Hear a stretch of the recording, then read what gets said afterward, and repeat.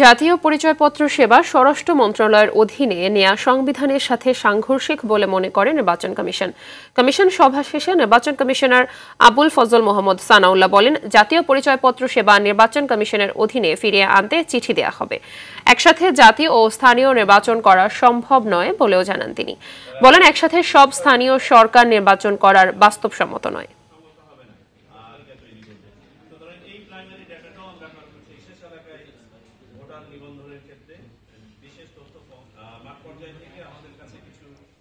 এখনো পর্যন্ত স্থানীয় সরকার মন্ত্রণালয় থেকে আমাদের কোনো চিঠি দেওয়া হয়নি। আমরা শুধুমাত্র আলোচনার আলোকে স্বপ্রণোদিত হয়ে আজকে আমরা ব্যাপারটা নিয়ে আলোচনা করেছি।